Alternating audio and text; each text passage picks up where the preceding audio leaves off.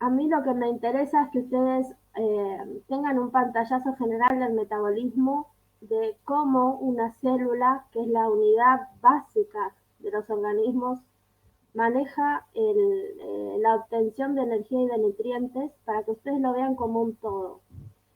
Eh, no se pierdan en los detalles.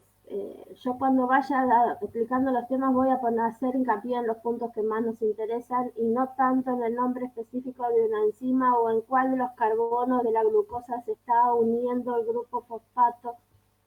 Si vamos a ese detalle, necesitaría 25 clases para poder explicar metabolismo y ustedes tendrían que estudiar durante 2 meses para poder, ¿sí? Siendo que es una de las 12 unidades que nosotros tenemos que ver, la vemos en conceptos generales puntuales que se pueden ver en todas las vías metabólicas. ¿Bien? Empezando desde lo que nosotros tenemos que definir, porque estamos trabajando con organismos vivos, ¿sí? Y tratar de explicar cómo funciona ese organismo y su metabolismo. Lo primero que definimos es vida. Y acá, en la historia del hombre, ha habido varios idas y vueltas en lo que es la definición de la vida. Casi todos estos cambios eh, fueron modificándose, acompañando las modificaciones tecnológicas. El avance de la ciencia y la tecnología ha ido haciendo rever un montón de cosas, ¿sí? Entre ellas la definición de la vida. Esto está muy asociado también a la filosofía, no solo a la ciencia pura como la vemos los tecnólogos, sino también a los enfoques filosóficos. Y primero se tenía una visión muy mecanista, que se llama, ¿sí? O física, donde se decía los organismos son máquinas, funcionan así, A se transforma en B, y era todo como muy estructurado y definido. Por el otro lado teníamos lo completamente opuesto, que son los vitalistas, que decían que los organismos y la vida se debían al soplo de vida que había dado un ser superior llamado Dios. En cada una de las diferentes religiones había variaciones, pero era como que hay algo que no se puede explicar. Más yendo para las visiones más modernas que acompañan al desarrollo del método científico y ya tratando de comprobar las teorías, porque antes en la antigüedad una teoría se definía y ya está, digamos, la definía una persona de poder o una institución de poder y el resto acataba. Bueno, eso se fue modificando y la visión actual es que hay una organización, ¿sí? que determina las propiedades que luego dan origen a lo que hoy día llamamos vida, ¿sí? Ese es el nuevo paradigma, donde todo lo que son procesos moleculares se pueden explicar mediante una parte mecánica, que son el conocimiento de las reacciones físico-químicas, ¿sí? y orgánicas y bioquímicas, pero teniendo en cuenta el nivel de organización de ese organismo, sabiendo que algo que ocurre en un nivel, ¿sí? que se puede explicar en un nivel, tiene implicancias a niveles superiores, ¿sí? que no se pueden explicar en el nivel inferior. Esto nos da la idea de que nosotros vamos complejizando un organismo, ¿sí? y vamos pudiendo explicar cada vez más eh, características de los seres vivos, ¿sí? No solo mediante su composición, sino también cómo están organizados. Por eso es tan importante conocer las estructuras. Bien, Gaby, entonces, todo lo que perdón que te nosotros... interrumpa, pero no está pasando la filmina. ¿No están pasando las filminas? No, Bueno, a ¿la ver. tenés en pantalla grande? Debe ser por Sí, eso. yo las estoy viendo. A ver. Ahí sí, ahí cambió. ¿Y se ve muy chiquito si lo dejo así? Yo por mí no. A ver. Hasta ahí lo puedo agrandar. Y ustedes podrían llegar a ver lo que yo estoy... Ahí se ve bien, Gaby. Bueno, bárbaro, entonces, la dejo así. Sí, me parece que el otro día me pasó lo mismo, ¿no? En unas diapositivas que quise mostrar. Bien. Sí, Roberto Sí, también lo pasa de esa forma. Ah, cuando bueno, querés nada, debe ser presentar, no algo sé de... por qué no pasa sola. Bueno, lo que estaba diciendo es esto, ¿no? De que nosotros no solo explicamos las características de los seres vivos por la composición o por una determinada reacción bioquímica, sino por cómo está organizado ese organismo. Vamos a ir viendo más ejemplos para que esto se entienda un poco mejor. Bien, entonces lo que decía que para definir la vida, nosotros ahora decimos que los organismos son máquinas que tienen diferentes partes, ¿sí? Que podemos describir cada una de las partes, pero que tenemos que tener en cuenta que hay un todo de esas partes que tienen más características que las partes individuales, ¿sí?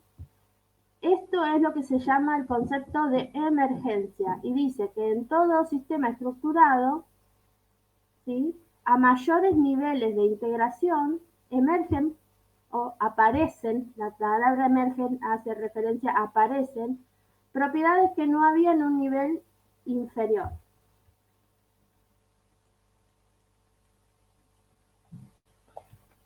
Esto se ve así. Nosotros sabemos que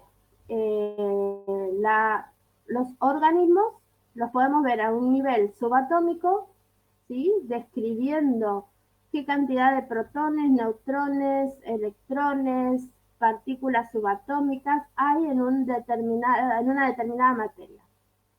Si vamos un poquito más allá, ya sabemos que la organización de esos electrones, protones y neutrones va a dar origen a los átomos, ¿sí? Por lo tanto, vamos a tener un átomo de carbono, un átomo de oxígeno, un átomo de nitrógeno, cada uno de ellos tienen propiedades diferentes, ¿sí? Nosotros sabemos cuáles son las propiedades de los electrones, de los neutrones y de los protones. Bien. Pero cuando ellos se reorganizan, forman diferentes átomos. Las propiedades del oxígeno no son las mismas propiedades que del carbono, siendo que están compuestos igualmente por neutrones, protones y electrones, pero están acomodados de diferente manera. Eso le da características propias a los átomos que no tenían los electrones, los protones y los neutrones por separado. Subiendo un nivel más, nosotros sabemos que si combinamos los diferentes átomos, vamos a obtener moléculas y vamos a tener una infinidad de sustancias, cada una de esas sustancias con sus características particulares, ¿sí? Porque ahora, por ejemplo, tenemos dióxido de carbono, que si bien está compuesto por carbono y oxígeno, no tiene las propiedades que tenían el carbono y oxígeno, tiene propiedades nuevas. Y así sucesivamente, porque las moléculas se van a unir entre sí, ¿sí? Por ejemplo, para formar macromoléculas, esas macromoléculas después van a formar organelas, ¿sí? Por ejemplo, vamos a tener macromoléculas, el ARN, que lo vieron con Roberta, ¿sí? El ARN son átomos de carbono, nitrógeno, formando las bases nitrogenadas, ya vimos cómo será la estructura. Y eso se reorganiza para formar los ribosomas. Los ribosomas tienen unas características particulares que no tenían los átomos aislados, que no tenían los nucleótidos solos, ¿sí? Después, esos órganos celulares se pueden reagrupar a su vez para formar células.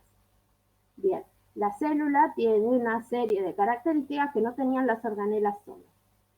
Después, las células se pueden combinar entre sí para formar tejidos, los tejidos para formar organismos, los organismos para formar poblaciones, comunidades, ecosistema y la biosfera.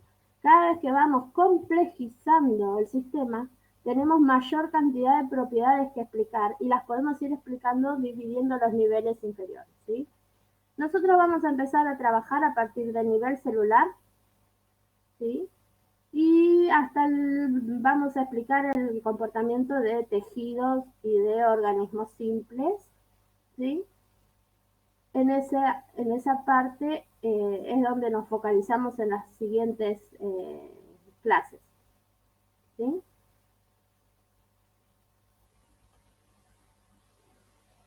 Bien, muy rápido porque en algunos lados lo voy a mencionar, pero ya les dejé el videito más explicativo.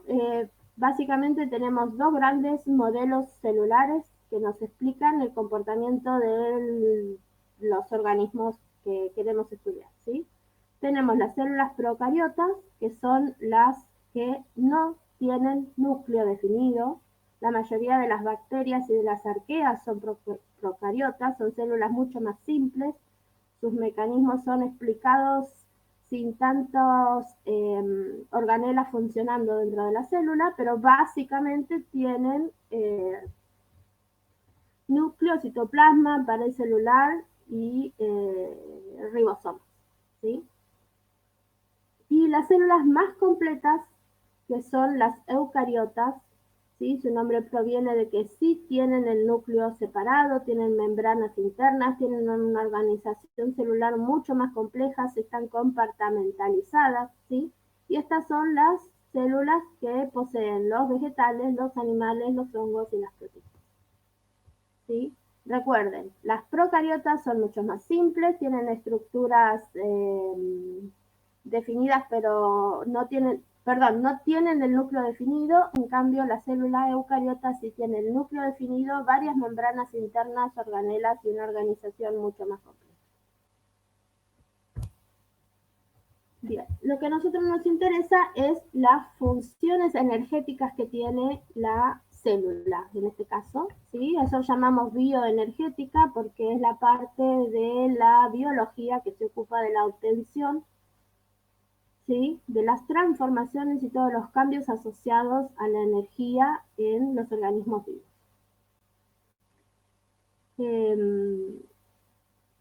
Esto es lo que a grandes rasgos llamamos metabolismo. El metabolismo son todas las reacciones químicas y bioquímicas que se producen para obtener energía, obtener nutrientes en los diferentes procesos, ¿sí? Bien, estos son procesos energéticos que siguen, por más que están dentro de una célula, que son procesos biológicos, que hay variabilidad biológica y hay ciertos fenómenos particulares, no deja de cumplir con las leyes de la termodinámica, ¿sí? Y la mayoría de estas reacciones son explicadas mediante el principio que se asocia a la energía libre de Gibbs, ¿sí? La espontaneidad o no de una reacción se maneja en términos de energía libre, ¿sí? Nosotros vamos a ver que hay procesos que liberan energía, otros que los absorben, ¿sí? Y la célula tiene unos mecanismos muy eficientes para redirigir esta energía liberada hacia donde es necesaria. Bien, principalmente lo que nosotros tenemos que hacer hincapié es que en los procesos bioquímicos asociados a los cambios energéticos siempre vamos a tener reacciones dentro de la orgánica donde los principales enlaces que tenemos son enlaces carbono-carbono y carbono con sus diferentes grupos funcionales, alcoholes, ácidos orgánicos, etc., ¿sí? Y esos son los que van a explicar muchas de las propiedades.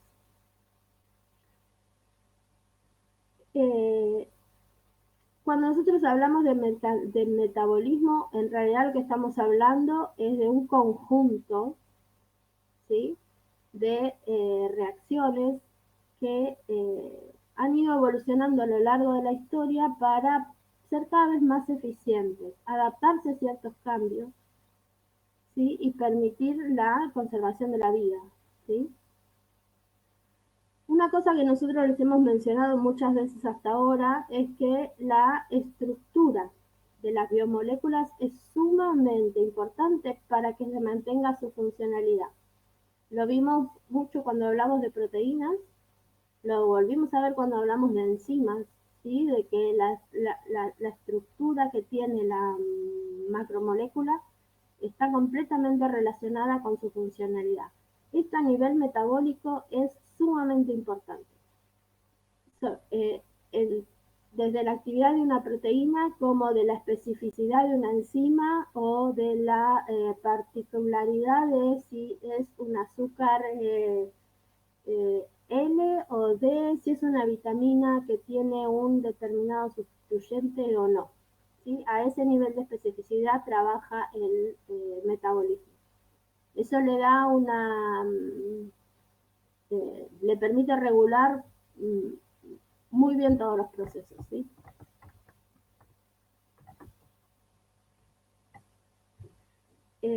creo que esto también ya lo vieron cuando vieron agua y de tener en cuenta que la estructura de la célula y el alimento en su conjunto es un sistema físico, ¿sí? Que tiene muchos componentes, que tiene diferentes fases, porque tenemos partes del organismo que son soluciones, partes que son suspensiones, tenemos partes sólidas, fases acuosas, fases apolares, y ahora introducimos el concepto de que es un sistema multicompartimentalizado, sobre todo en las células eucariotas, donde tenemos dentro de una misma célula diferentes espacios separados físicamente que permiten regular de manera distinta las condiciones en cada uno de estos compartimentos, ¿sí? Lo que también tenemos que tener en cuenta y visualizar a partir de ahora que las células son sistemas abiertos. ¿Se acuerdan la definición de sistema abierto, cerrado y aislado? En un sistema abierto tenemos tanto intercambio de materia como de energía con el ambiente, ¿sí? Lo que tenemos que tener en cuenta es que sí se cumple el principio de conservación de la energía, donde si el organismo está ganando energía, el entorno la está perdiendo. Si el organismo está perdiendo energía, lo está ganando el ambiente, y lo mismo con los balances de materia, ¿sí? Pero es un sistema abierto.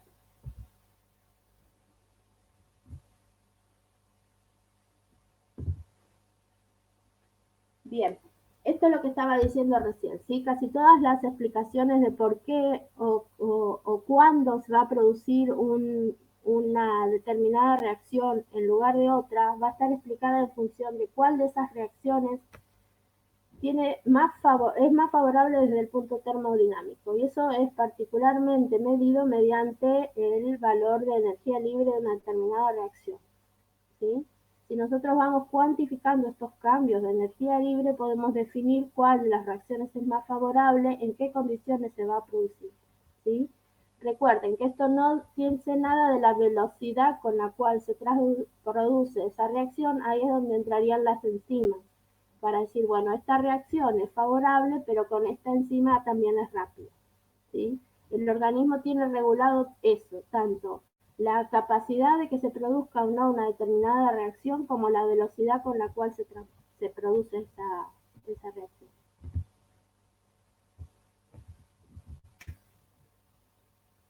Bien, las células son sistemas abiertos que requieren energía del entorno.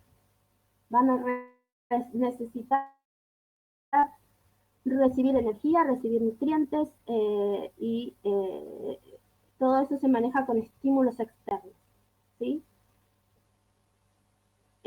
Las células receptores que le permiten recibir cierta información del exterior, y en función del estímulo que recibe es los mecanismos que se van a disparar para que esa célula responda a ese estímulo, ¿sí? Este sistema de respuesta de la célula requiere entregar energía externa. Siempre que la célula esté funcionando, ¿sí? Se tiene que energía. Esa es la única manera en la cual la célula puede mantener su organización, mantener la estructura y el funcionamiento de la célula en contra de lo que sería el orden natural, que sería la degradación de todo ese sistema, ¿sí? Entonces, lo que se dice es que mientras la célula está viva, se encuentra en un estado estacionario pero dinámico. Quiere decir, si yo mido en cada una de las estadios de la célula, voy a encontrar un valor constante, pero eso no quiere decir que no esté ocurriendo nada, sino que la velocidad con la cual se generan los procesos es la misma velocidad a la velocidad de los procesos de que generan energía se están produciendo a la misma velocidad que los procesos que consumen energía. Eso es hasta que la célula muere. Una vez que la célula muere, los procesos que generan energía están detenidos o se entonces lo único que hay es consumo de energía hasta que en un momento no se puede mantener la estructura de la organización y eso es lo que se llama la muerte celular. ¿Sí?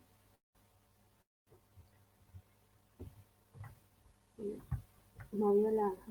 Ahí está. Estos procesos que liberan energía y los que la necesitan están dentro de los procesos metabólicos sumamente regulados y se dice que son producidos mediante reacciones acopladas. Estas reacciones acopladas permiten que la energía que se libera en una sea utilizada por el proceso que la necesita.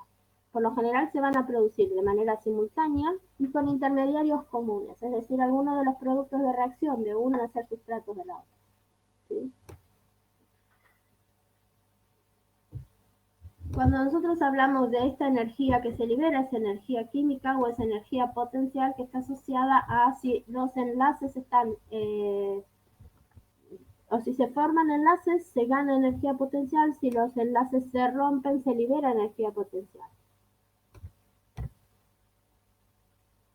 Hay un equilibrio a nivel universal, o debería haber un equilibrio a nivel universal de la formación de compuestos que almacenan esta energía, los organismos que los tienen que utilizar y liberar esa energía, y esto debería ser un ciclo. Es lo que se conoce como el ciclo del carbono, el ciclo del nitrógeno, ¿sí? Donde se involucra la formación de compuestos orgánicos mediante la fotosíntesis, el consumo de los mismos por los organismos que son heterótrofos, ¿sí? Y la liberación de nuevo al ambiente por los quimiótrofos, que son los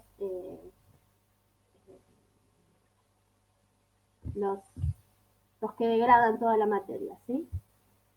Hoy en día hay varios puntos en los cuales este ciclo se está rompiendo porque tendemos a usar más de lo que devolvemos al ambiente, entonces no estaría funcionando tan bien este proceso natural del uso de la energía. Cuando hablaba recién de energía potencial, lo que siempre referimos a partir de ahora en las explicaciones de las vías metabólicas es que hay energía de enlace. Hay ciertos tipos de biomoléculas, bueno, en realidad todos los enlaces tienen energía, pero hay algunas biomoléculas que tienen mayor energía en sus enlaces. Siempre que nosotros rompemos un enlace se está liberando energía. Pero no todos los enlaces tienen la misma energía, algunos son los que se llaman enlaces de alta energía y esos son los que por lo general van a actuar como intermediarios metabólicos, capaces de trasladar grandes cantidades de energía potencial o energía química y transferirla en función de estas formaciones o rupturas de los enlaces, ¿sí? Hay que tener en cuenta que si bien las vías metabólicas están reguladas de modo que sea eficiente el traspaso de energía desde donde se genera hacia donde es necesaria, no es 100% eficiente, mucha de esta energía potencial se pierde en forma de calor, ¿sí? Por lo cual ninguna reacción es 100% eficiente. Tenemos dos tipos de reacciones, las reacciones exergónicas que liberan energía al entorno, las reacciones donde se libera la energía son espontáneas, ¿sí? Son todo lo que se llama reacciones de degradación y las vamos a englobar dentro de lo que es el catabolismo. Por el otro lado tenemos las reacciones endergónicas donde se consume energía, si requieren que se aporte energía para que produzcan, no son espontáneas, son reacciones de síntesis, no de degradación, y son las que vamos a englobar dentro del anabolismo. les voy a dar algunos de los ejemplos de lo que son los compuestos de alta energía de enlace, que les decía que muchas veces actúan como intermediarios de las reacciones metabólicas. Tienen la particularidad de que algunos de sus enlaces tienen almacenada gran cantidad de energía potencial, por lo cual con la ruptura de un solo enlace puede liberarse mucha cantidad de energía. El comodín energético de la célula es el ATP, es el adenosintrifosfato, es una molécula que, debido a que tiene estos tres grupos fosfatos unidos a la ribosa, ¿sí? Cuando esos fosfatos se liberan una gran cantidad de energía, ¿sí? Entonces, en la mayoría de las reacciones energéticas van a ver que el ATP se transforma en ADP, o sea, adenosin difosfato, o adenosin monofosfato, si es que se pierde también el segundo grupo fosfato en las reacciones de liberación de energía, o se va a ver que el adenosin difosfato, o sea, el ADP, se va a combinar con un fosfato inorgánico, perdón. El ADP se va a combinar con un fosfato inorgánico para volver a formar el ATP y almacenar energía, ¿sí? La ruptura de los enlaces la libera, la formación de los enlaces es una manera de ahorrar o guardar energía, ¿sí?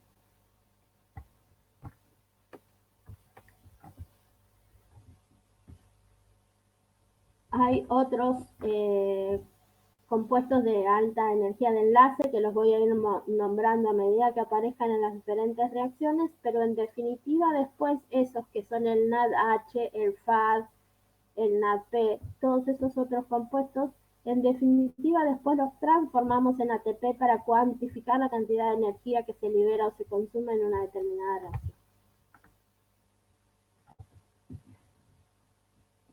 El proceso de liberación de energía o de almacenamiento de energía asociado a la transformación del ATP en ADP y en la otra dirección es un ejemplo claro de lo que son las reacciones acopladas. Cuando nosotros tenemos tanto sea formación o hidrólisis de ATP, o sea, la hidrólisis de ATP es cuando se rompe ese enlace y uno de los grupos fosfatos se libera, es lo que llamamos reacciones acopladas. En algunos procesos se produce ATP para luego en una reacción posterior utilizar ese ATP que se generó para la síntesis de algún compuesto que no sea una reacción espontánea, sino que requiera el aporte de energía. Siempre que esto ocurra, yo lo voy a ir marcando los puntos metabólicos donde la formación de ATP después va a ser utilizada como fuente de energía, ¿sí?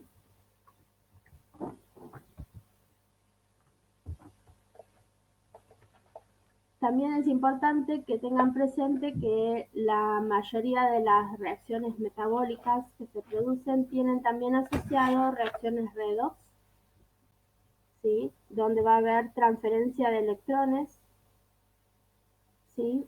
Y va a haber compuestos que se oxidan mientras que otros se reducen. Esto también es un ejemplo típico de lo que son reacciones acopladas. Si recuerdan de las primeras químicas, química 1 y química 2, no puede ocurrir una oxidación si no hay un reductor y no puede ocurrir una reducción si no hay un oxidante, ¿sí? Entonces, también, nuevamente, es un ejemplo típico de reacciones acopladas. Y acá es donde estos otros compuestos de alta energía que yo les mencioné son ejemplos típicos. El NAD y el FAD son compuestos que oxidados o reducidos tienen diferente energía almacenada en su estructura, por lo cual pueden también actuar como intermediarios en algunas de las reacciones acopladas. En este caso está ejemplificada que la oxidación del NAD es una reacción altamente exergónica. Exergónico es que libera energía, ¿sí?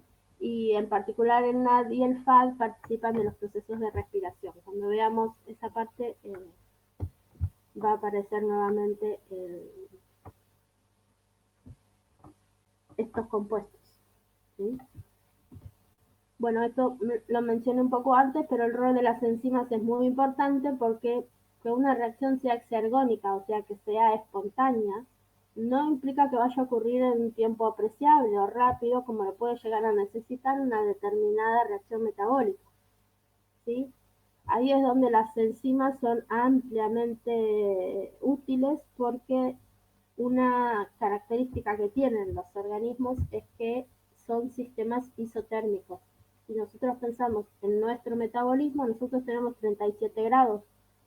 Si nos alejamos de los 37 grados podemos tener problemas, ¿sí? O hipotermia o tener fiebre. Entonces, ¿cómo podemos acelerar una reacción si no podemos cambiar la temperatura? Porque aceleramos o ralentizamos una reacción cambiando la temperatura. Bien, eso en un organismo isotérmico no se puede hacer. Ahí es donde entra la catálisis y las enzimas a nivel metabólico son fundamentales. Son fundamentales para la regulación celular porque tenemos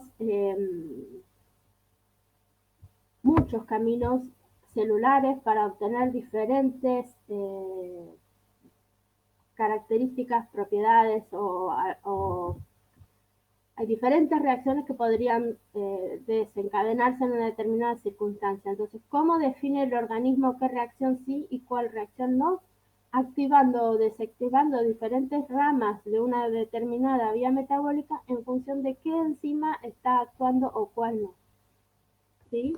Una cosa que se produce mucho a nivel celular es la regulación por retroinhibición. Es decir, yo tengo un compuesto, ¿sí? Que se llama A, que se produce y luego por acción enzimática de diferentes pasos, una determinada reacción se transforma en B, luego en C. C tiene la opción de convertirse en D o en X según la necesidad metabólica. Supongamos que esto es una célula que está necesitando energía y por el camino CDEF genera un compuesto de energía. Entonces la célula genera F porque necesita energía. Entonces se activa E3 y E4 y E5, entonces ese es el camino que se está produciendo. En un determinado momento la célula tiene toda la energía que necesitaba, entonces ya no necesita seguir produciendo F.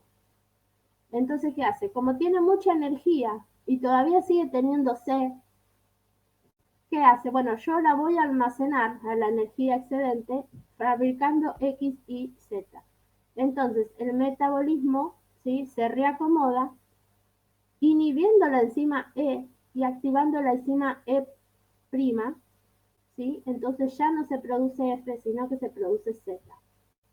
Si este mecanismo no estuviera eficientemente desarrollado en las células, en los diferentes organismos, llegaría un momento en que la acumulación de F haría que se generen problemas, ¿sí? Y la regulación no se hace al nivel de E1 o E2, se hace en E3, donde se bifurca el camino metabólico, digamos. Eso hace que la regulación sea mucho más eficiente. No se corta todo el proceso, se corta solo el proceso en el punto en el cual yo ya no lo necesito.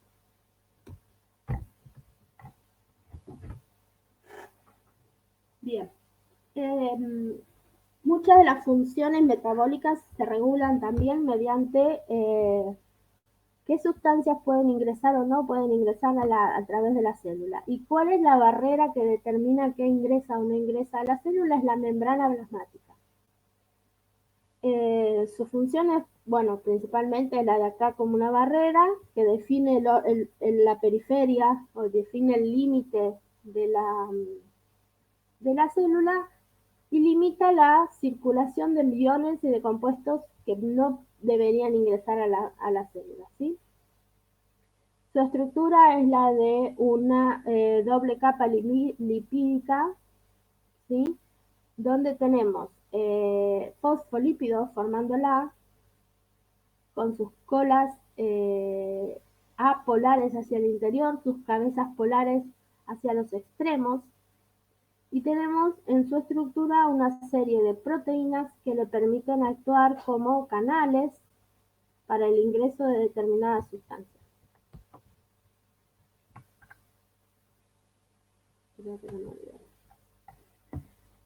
Bien, Actualmente la estructura de las proteínas de la membrana celular se explica con lo que se llama el mosaico fluido y quiere decir que es una estructura compuesta por esta doble capa lipídica, que es una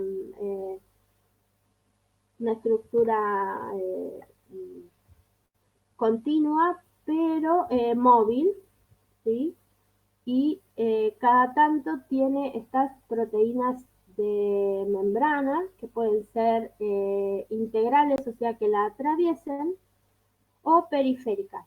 También tiene glucoproteínas y glucolípidos y esta estructura le permite a la célula limitarla, recibir señales, permitir el paso controlado de algunas sustancias y de otras no, liberar desde dentro de la célula compuestos que son considerados tóxicos o desechos, ¿sí? Toda esa estructura compleja de la célula, de la membrana plasmática, permite todas esas funciones.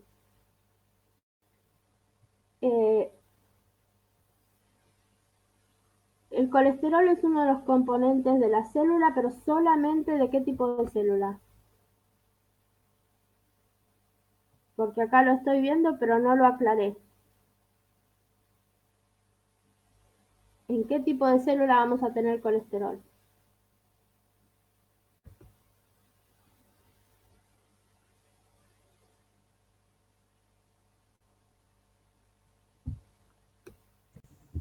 No, no, eucariota. ¿En cualquier eucariota? El animal. Animal. Ahí me vine a ver el chat. Está bien, Melanie. Solamente tenemos colesterol, porque yo acá debería haberlo aclarado, ¿sí? Los componentes de la membrana celular son fosfolípidos, colesterol, proteínas, tanto integrales como las periféricas, las glucoproteínas y las glucolípidos. Eso está todo bien. Ahí entre paréntesis deberíamos poner que el colesterol solamente en las células eucariotas animales. Las células eucariotas vegetales no tienen colesterol, ¿sí? El rol del colesterol es hacer más fluida, ¿sí? El colesterol es hacer más fluida la estructura de la membrana plasmática. En los animales de sangre caliente, todo eso nos viene bien. Las plantas necesitan una cierta rigidez y no necesitan la función del colesterol. Entonces, es más, las plantas tienen una rigidez extra porque las plantas tienen pared celular, ¿sí? Que no tienen las eucariotas animales. Pero bueno, no, quería aclarar ahí porque si pregunta hipotética de examen, ¿cómo está compuesta la membrana plasmática? Debería estar esa aclaración de que en las membranas plasmáticas de células eucariotas vegetales no hay colesterol. O al revés, que solamente hay colesterol en las animales. Bueno, esto es lo que decía recién. Es importante también la membrana plasmática porque muchas de esas proteínas, tanto integrales como las periféricas, pueden ser enzimas y están ubicadas en un determinado lugar para favorecer una determinada reacción, ya sea para permitir el ingreso de un determinado componente a la célula o para que no, o para extraerlo, ¿sí? Muchas de ellas también lo que reciben son estas señales exteriores que se transducen hacia el interior de la célula y desencadenan ciertas reacciones metabólicas como respuesta a ese estímulo exterior. Muchas de esas llegan a las proteínas o a las glucoproteínas, ¿sí? Y una característica muy importante que le da a la célula es una permeabilidad selectiva. ¿Se acuerdan que dijimos que las células eran organismos que son sistemas abiertos? Bien, abierto significa que ingresa energía y ingresa materia, pero ingresa libremente la materia y la energía no, porque la célula tiene una permeabilidad selectiva, es decir, algunas cosas pueden ingresar y otras no. ¿Cómo pueden ingresar? Hay diferentes mecanismos, ¿sí? Y la mayoría de esos mecanismos de ingreso de las sustancias se dan a partir de los tipos de proteínas que hay. Las proteínas pueden ser proteínas de transporte, proteínas que solamente transmiten señales, proteínas que lo que hacen es unir diferentes células o cerrar algunos canales, son responsables de la actividad enzimática, pueden reconocer algunas de esas señales o funcionan como adherentes, ¿sí? Las proteínas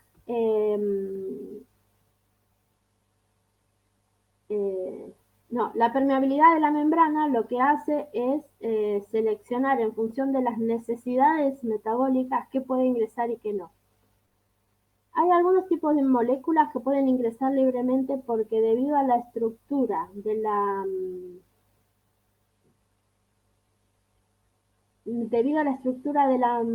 la doble capa lipídica pueden ingresar. ¿Qué pasa? Tienen que ser moléculas que sean muy pequeñas, ¿sí? Y que sean hidrofóbicas, es decir, que sean no polares, porque pueden disolverse en la capa esta lipídica que tiene en el interior la membrana y atravesarla. Son muy pocos los compuestos que cumplen con esa función. Todo lo que sean compuestas iones o moléculas polares no van a pasar la barrera lipídica que impide. Para eso tenemos dos tipos de transporte en la célula, el transporte pasivo y el transporte activo.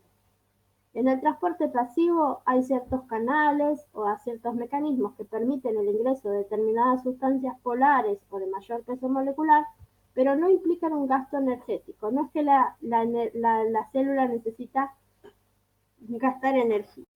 Esos son la difusión simple, la ósmosis, diálisis, la difusión facilitada y la difusión por canales proteicos. Estas últimas dos son muy parecidas. Después tenemos el otro tipo de transporte que sí es con aporte de energía, se llama transporte activo y estos son las bombas y el transporte en masa. Vamos a ver un poquito de cada uno. Cuando el transporte es pasivo, ¿sí? Se produce a través de ciertos mecanismos, pero siempre en función del gradiente y en el sentido positivo del gradiente. ¿Qué quiere decir eso? Que va de donde está menos concentrado, donde está más concentrado a donde está menos concentrado. Si nosotros tenemos mucho de una sustancia del lado exterior de la célula, va a necesitar pasar hacia el interior de la célula. Eso es un gradiente positivo, de donde está muy concentrado a donde está menos concentrado. En cambio, si tenemos que ir en contra del gradiente, ¿sí? O sea, de donde está poco concentrado a donde está mucho concentrado, eso va a ser un transporte activo. Eso no es espontáneo, hay que hacer un aporte de energía para que se produzca.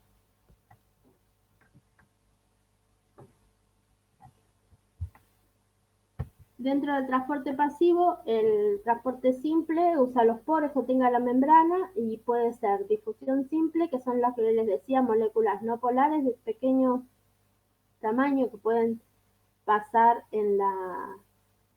a través de la doble capa lipídica. La difusión facilitada o la difusión por canales es donde hay proteínas específicamente ubicadas para permitir el paso de diferentes compuestos. Ósmosis y diálisis, sí. ¿Había una pregunta? No. Me pareció que había una pregunta. En el transporte pasivo tenemos la ósmosis y diálisis, son dos procesos también espontáneos, no requieren el gasto energético. En el caso de la ósmosis, se refiere al paso de un determinado solvente a través de una membrana de donde está más de donde está menos concentrado, de donde está más concentrado, donde está menos concentrado, pero el solvente, o sea, lo que está haciendo es diluir una solución.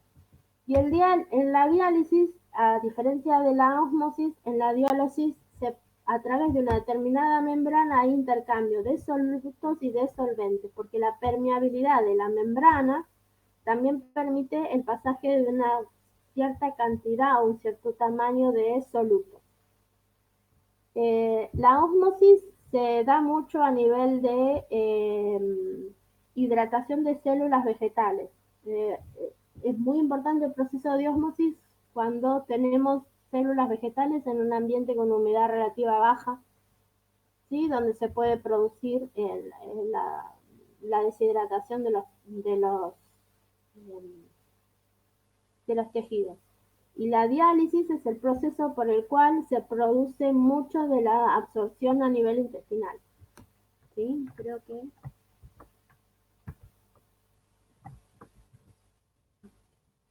No, me pareció que había puesto un dibujito.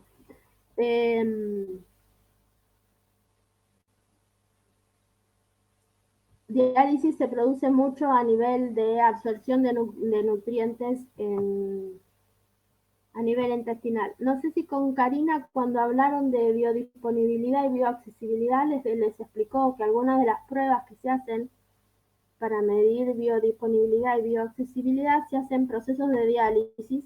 Esos procesos de diálisis se hacen con unas membranas en las cuales se compra la membrana en función del tamaño del poro para decir qué peso molecular permite pasar a través de la membrana. Esas membranas se compran dirigidas específicamente según lo que se quiera medir y se puede simular en el laboratorio lo que sería la absorción a nivel intestinal, y vos entonces decís de este determinado compuesto llegaría al torrente sanguíneo, que es ese paso, tal porcentaje de la concentración inicial de un determinado compuesto, una vitamina o el proceso de diálisis. Bueno, eso se produce también a nivel de permeabilidad de membrana. Y en el transporte activo, acá sí hay un requerimiento energético para que se produzca. Principalmente estamos actuando en contra del gradiente de concentración. El más común de este tipo es el transporte activo por bombas. Los ejemplos son las bombas sodio-potasio, la bomba de protones, las bombas de calcio. Por lo general están bastante regulados estos procesos. Las bombas de protones la vamos a ver cuando veamos la parte de respiración. El cotransporte también es un transporte activo, también necesita el gasto energético. Y el transporte en masa, si bien es transporte activo porque necesita aporte energético, es independiente del gradiente. No importa si está muy concentrado o menos concentrado. El transporte en masa, este es un ejemplo de transporte por bombas. ¿Sí? Nosotros tenemos sodio de manera de concentración elevada en el exterior de la célula y bajo concentración de potasio. Lo que ocurre es que el ATP entrega energía, ¿sí? Abre el canal, ¿sí? El sodio que estaba en el interior es expulsado hacia el exterior. Recuerden que estaba en alta concentración afuera y baja concentración adentro. ¿Sí? Y el potasio hace el camino externo. Entonces, se favorece la transferencia del ion a partir de haber gastado o de haber invertido una molécula de ATP. Y eso es así porque si no, no habría modo de que de manera espontánea un ion de sodio vaya de donde está menos concentrado a donde está más concentrado. Esto es un ejemplo de cotransporte que se produce a nivel del intestino, donde la glucosa y el sodio se intercambian con el potasio. ¿Sí? También hay gasto energético en este proceso. Y me falta...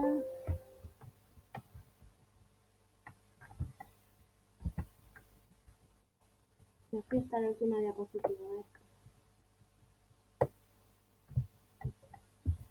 No sé qué hice. Ahí está. Y en el transporte en masa, si bien es un proceso de transporte activo donde hay gasto energético, es independiente del gradiente, porque acá el aporte energético se hace para la síntesis de esta nueva membrana, porque el transporte en masa lo que hace es generar una abertura en la pared celular, en la membrana celular, introducir dentro de esta nueva membrana que se generó los compuestos que se quieren eliminar o introducir dentro de la célula, dependiendo de lo que queramos, y se cierra la membrana y ya sea se libera al exterior o se ingresa. Ahí tienen la endocitosis, se abre la pared celular, la membrana celular, luego se cierra englobando dentro el compuesto que queremos ingresar a la célula y luego se desprende de la membrana en el interior de la célula. Y en la exocitosis es el proceso contrario. El gasto energético viene asociado a generar esta nueva cantidad de material para la síntesis de nueva membrana. Bien, esas son las bases generales para poder ahora ver en sí lo que es el metabolismo. El metabolismo, como ven acá, es un proceso complejo.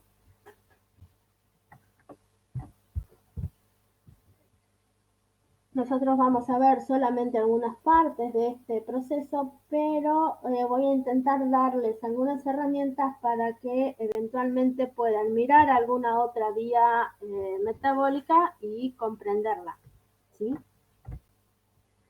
Bien, vengo diciéndolo varias veces, pero el metabolismo es la actividad celular coordinada de transferencia de materia y transformación de la energía destinado a obtener energía del ambiente, convertir nutrientes en precursores específicos que luego permitirán llevar adelante la síntesis de macromoléculas y la construcción de las estructuras celulares o mantener esas estructuras y producir y o destruir las moléculas estructurales y funcionales. Todo esto se dirige o se hace para mantener la estructura de las células, la estructura de los tejidos y luego la estructura integral del organismo que está llevando adelante este proceso metabólico, ¿sí? Y lo que decía es que tenemos dos importantes o dos subclasificaciones del metabolismo, sería el catabolismo y el anabolismo. En el catabolismo lo que nosotros tenemos es que los nutrientes que contienen energía son degradados para producir energía y compuestos de menor energía, menor peso molecular, tienen muchos menos enlaces formados, ¿sí? En cambio, el anabolismo es a partir de precursores generar o sintetizar moléculas más complejas, o sea, creando enlaces, ¿sí? Nosotros tenemos que a partir de aminoácidos, de azúcares aminoácidos, a partir de azúcares simples, de azúcares de ácidos grasos o de bases nitrogenadas, con los procesos anabólicos, donde se consume energía, vamos a tener la formación de proteínas, de polisacáridos, de lípidos complejos, los ácidos nucleicos, etc. ¿Sí? Si bien el catabolismo y el anabolismo son complementarios, porque para poder sintetizar las moléculas que el organismo necesita, debemos haber degradado los nutrientes que ingresaron al organismo, no son opuestos, ¿sí? No son inversos. No es que A más B da C y D y C y D dan. No es una reacción en equilibrio, ¿sí? Es complementario, pero no inversa, ¿sí? Esto ayuda a que haya una muy buena regulación de los procesos, porque si no estaríamos llegando a algunos equilibrios que harían muy ineficiente el proceso metabólico, ¿sí? Bueno, esto es lo mismo que estaba diciendo y recuerden que estas reacciones se producen mediante reacciones acopladas, que muchas veces son los intermediarios de reacción los responsables de esta transferencia de energía desde las reacciones catabólicas a las anabólicas. Bien. Em, si nosotros pensamos en el catabolismo, ¿sí?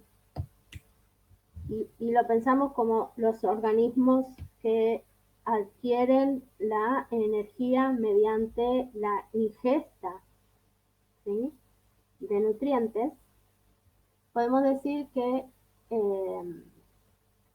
el inicio del catabolismo es mediante la degradación de estos nutrientes a compuestos más simples.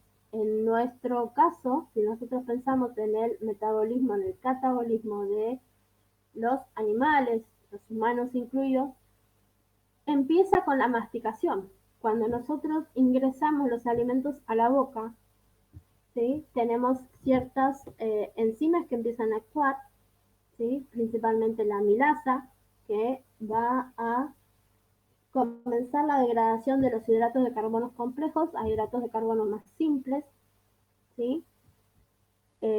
Una vez que la masticación ha comenzado ese proceso, el alimento llega al estómago, donde el ácido clorhídrico, las pepsinas, que son otras enzimas, empiezan a romper las proteínas en péptidos más simples, ¿sí?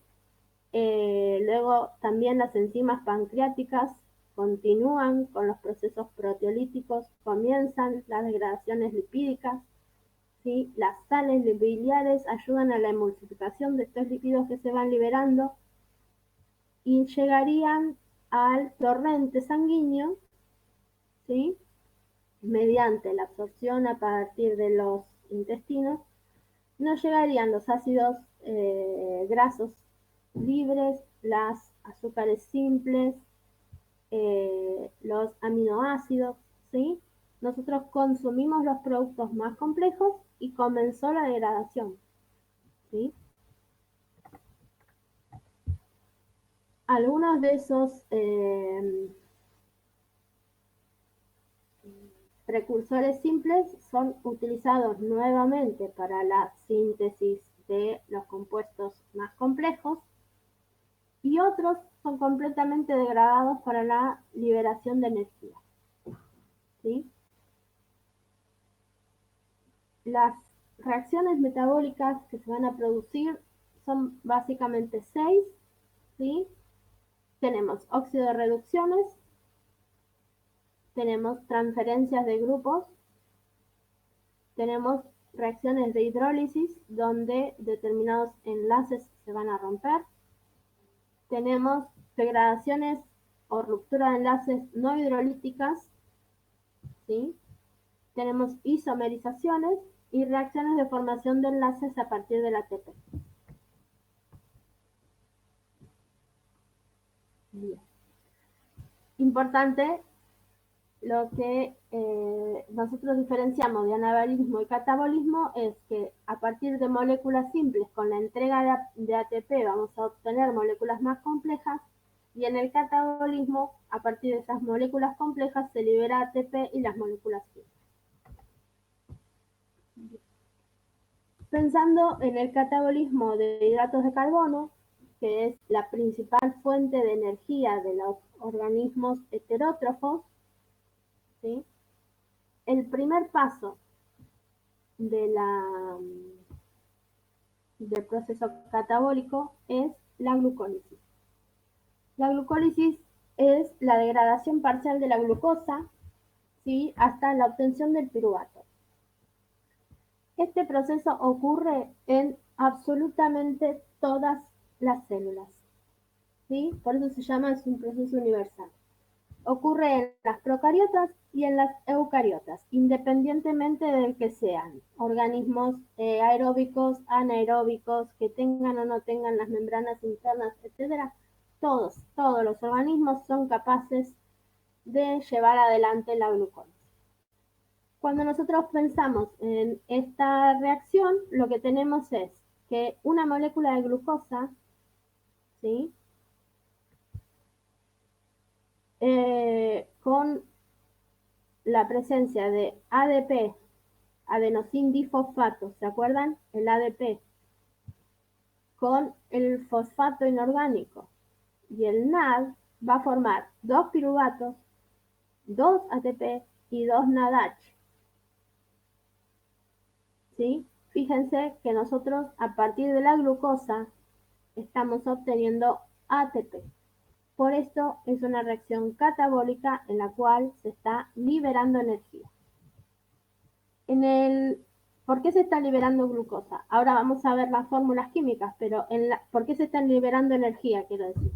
En la glucosa tenemos 6 carbonos, esos carbonos están unidos entre sí, tenemos dobles enlaces carbono-carbono, tenemos enlaces carbono-carbono, y vamos a formar piruvato. El piruvato es un compuesto orgánico también, pero de 3 átomos de carbono. Entonces quiere decir que yo ya no tengo 6 átomos de carbono unidos entre sí, sino que tengo unidos de A3. Quiere decir que algún enlace de esos que yo tenía, la glucosa, se rompió. Al romperse un enlace se libera energía. ¿Esa energía dónde es almacenada? ¿Se pierde parte por calor? Sí, siempre se pierde parte de la energía por calor. Pero el resto de la energía que se liberó, que estaba contenida en ese enlace carbono-carbono que nosotros rompimos, ahora está almacenada en el enlace nuevo que tiene el ATP. Porque si era ADP, quiere decir que tenía 2 fosfatos. Ahora es ATP, tiene 3 fosfatos. Como tiene 3 enlaces en vez de 2, tiene más energía que antes. Esa energía, ¿de dónde la obtuvo? De haber roto el enlace carbono-carbono. Bien, y acá es donde yo les digo que ustedes, si quieren, se pueden complicar la vida, pero sería de manera innecesaria. Yo les muestro todas las etapas de la glucólisis, les cuento algunos de los pasos en los cuales se producen algunas cosas a destacar, pero no me interesa que ustedes me digan que en el segundo paso de la glucólisis la enzima que actúa es la fosfoglucosa isomerasa, porque yo ahora me lo acuerdo porque lo estoy leyendo. Ustedes me preguntan mañana y no me acuerdo el nombre de la segunda enzima. ¿Sí? No tiene sentido tampoco que ustedes se aprendan de memoria eso. ¿Qué me importa a mí? Que ustedes me digan que la glucólisis es un proceso catabólico que ocurre en todas las células, que se produce en el citosol, que el objetivo es la liberación de 2 ATP, que la molécula que se produce como producto es el piruvato, que tiene 3 átomos de carbono. Eso a mí me interesa. No me interesa que me digan que la tercera enzima es, ¿sí? Si ustedes se meten en los libros, se pueden llegar a complicar. Obviamente que tienen que leer del libro, no quiere decir que no lean del libro, ¿sí? Pero bueno, a esto voy. Bien. La glucólisis tiene 6 etapas, ¿sí? Si ustedes se fijan las etapas de la glucólisis, la primera etapa es que una molécula de glucosa, ¿sí?, reacciona con un ATP, ¿sí?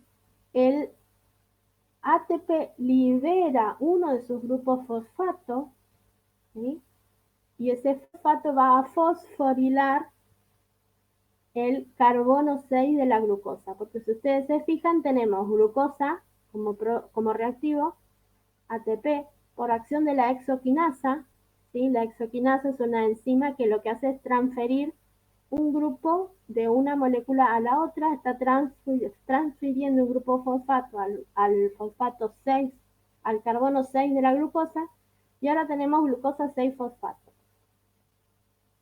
¿Qué pasó este ATP en esta reacción? ¿Está gastando energía o la está obteniendo?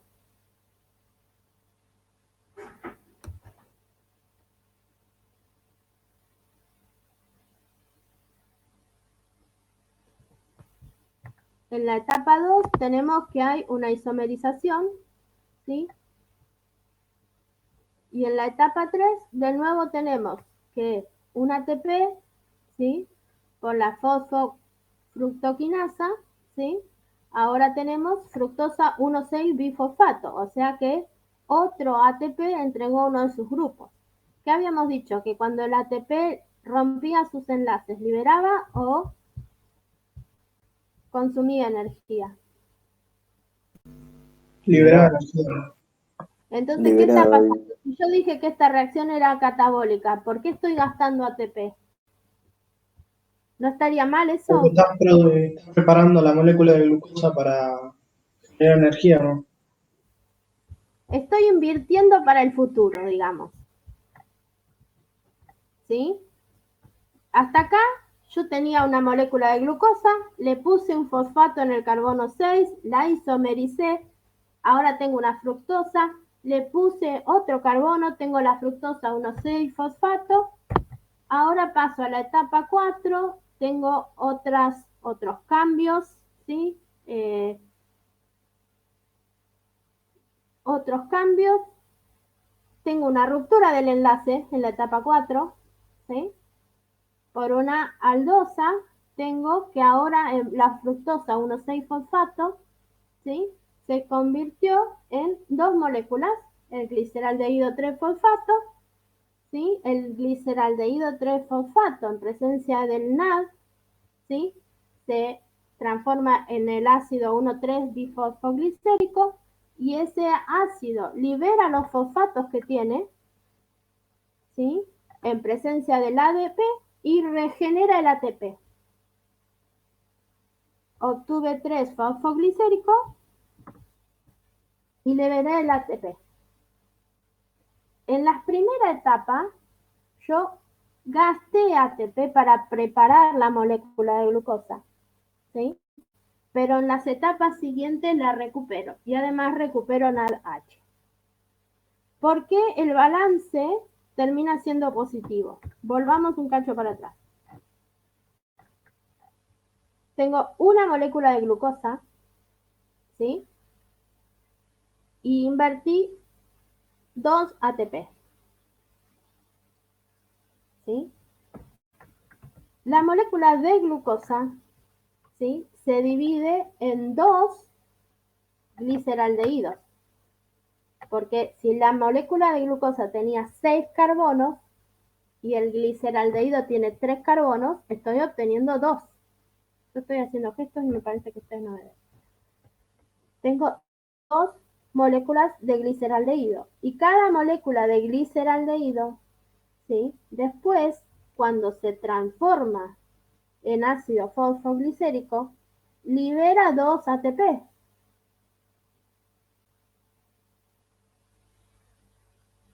¿Sí?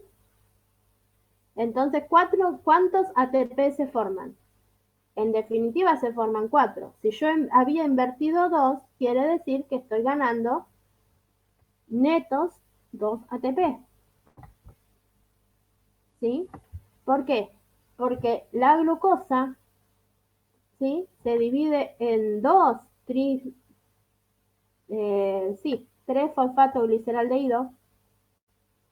Entonces, la ganancia de ATP neta es 2. ¿Por qué es necesario esta preparación de la glucosa? La glucosa no puede atravesar la pared celular como glucosa neutra. La glucosa, para ingresar a la célula, tiene que estar como glucosa 6-fosfato, porque ese traspaso a partir de la membrana está mediado por algún intermediario que solo reconoce la glucosa 6-fosfato, no la glucosa sola. Entonces, cuando la célula necesita iniciar el proceso energético de liberar energía a partir de la glucosa, lo que hace es fosforilar la glucosa. Entonces, esa es la primera señal que tiene la célula de que el proceso de glucólisis se va a iniciar.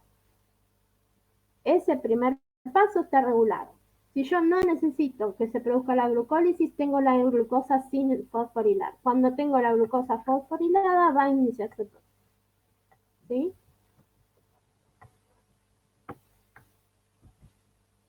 Bien.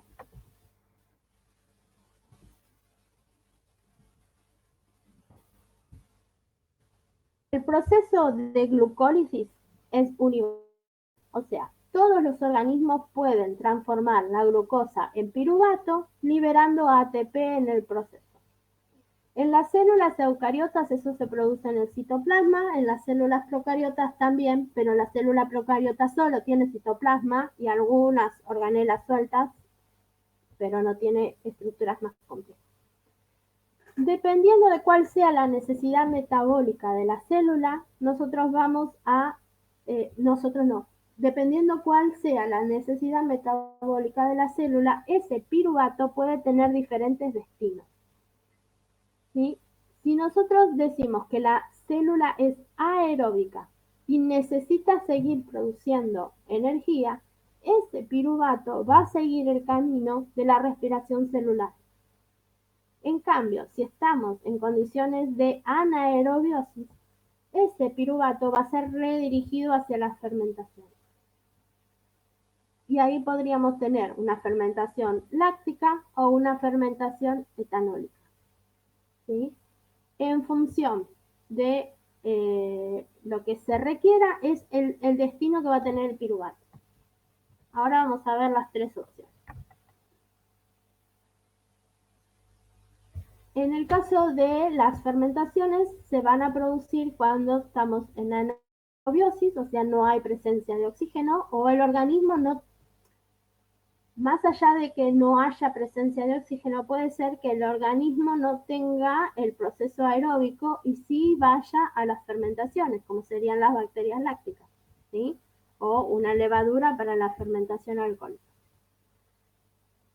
Se dice que las fermentaciones llevan a la degradación incompleta de la glucosa. ¿Por qué? La glucosa de 6 carbonos en el primer paso de la glucólisis se transforma en una molécula de 3 carbonos, ¿sí? El piruvato. Ese piruvato, una vez que es derivado de alguna de las fermentaciones, puede dar origen al etanol, que tiene ¿cuántos carbonos? 2.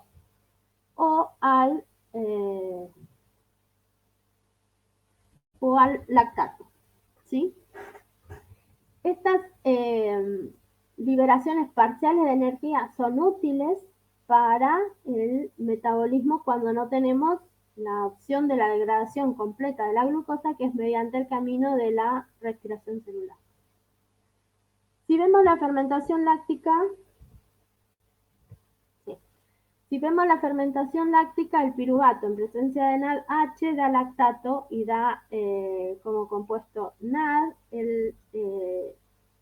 Esto es lo que se produce en las bacterias acidolácticas y se produce a nivel muscular en condiciones de anaerobiosis. Cuando estamos haciendo un ejercicio muy fuerte, muy rápido, ¿sí? El músculo degrada los hidratos de carbono que tenga mediante fermentaciones lácticas. Son procesos cortos por lo general y a veces si esta fermentación láctica se produce a nivel de muscular es muy rápido, suelen producirse calambres, ¿sí? El calambre en el costadito o algún calambre en alguno de los músculos. Y la fermentación alcohólica es lo que se produce por la acción de las levaduras, donde el piruvato primero se transforma en acetaldehído. En este caso hay liberación de dióxido de carbono, ¿sí? Y se forma etanol y NAD. Acá actúan ciertas enzimas y también la degradación de la glucosa es incompleta porque el etanol sigue todavía teniendo un enlace de carbono. Esto es lo que les decía de que el músculo esquelético, ¿sí? Los músculos cuando están en una exigencia física rápida e intensa, ¿sí? Se desencadena este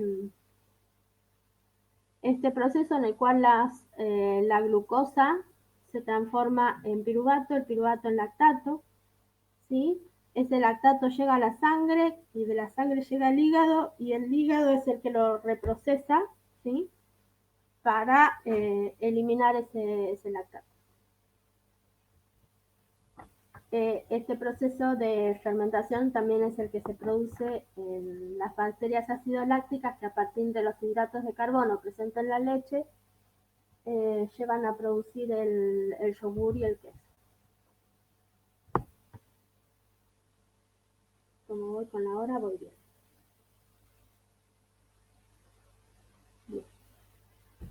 bien. Si vemos el otro destino del piruvato, ¿sí? De la glucosa llegamos al piruvato y en condiciones aeróbicas continuamos al ciclo de Krebs y a la respiración celular.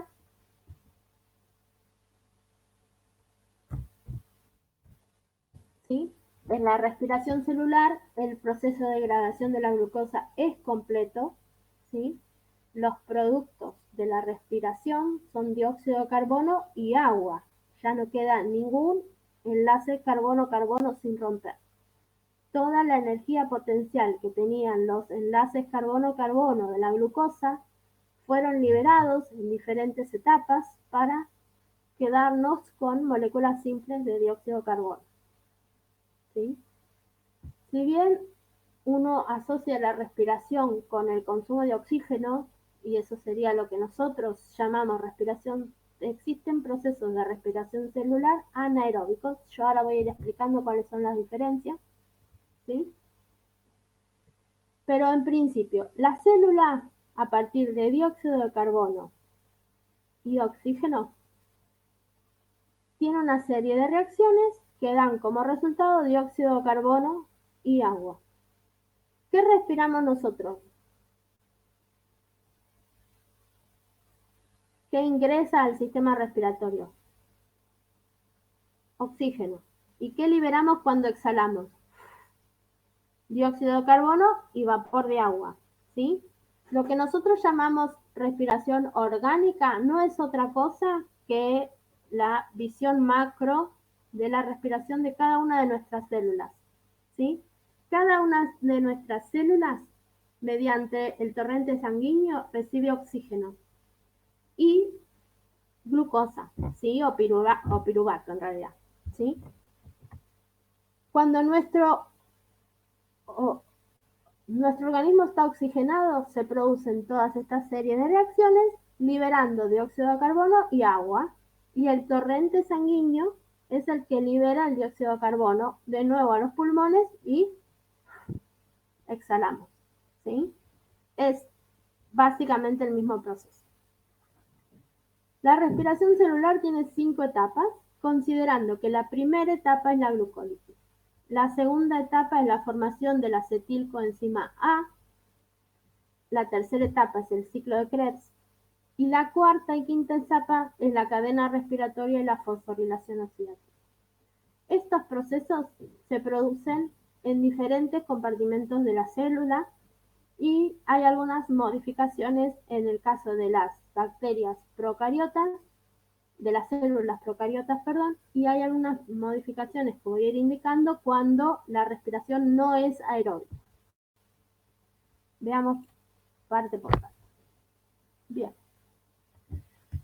Ahora estoy hablando de la respiración celular aeróbica. La glucólisis, como les dije en los puntos anteriores, es universal, se produce en el citoplasma.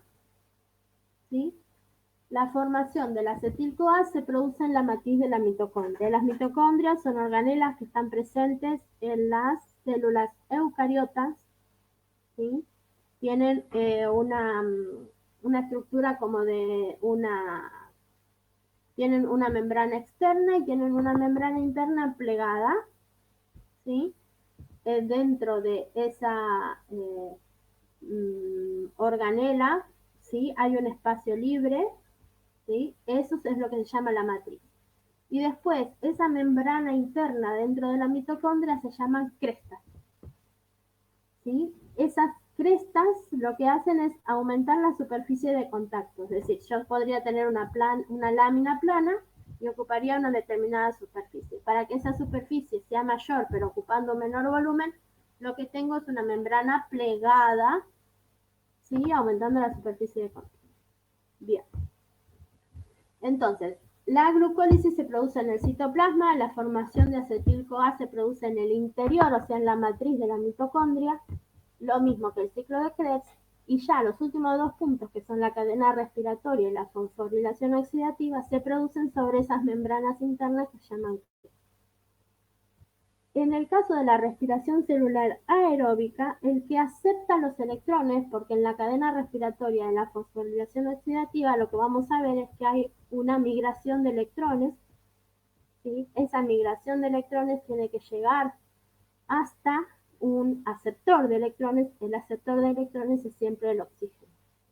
En ese caso, el oxígeno en presencia de los electrones y los protones que van a estar en el medio va a formar agua, ¿sí?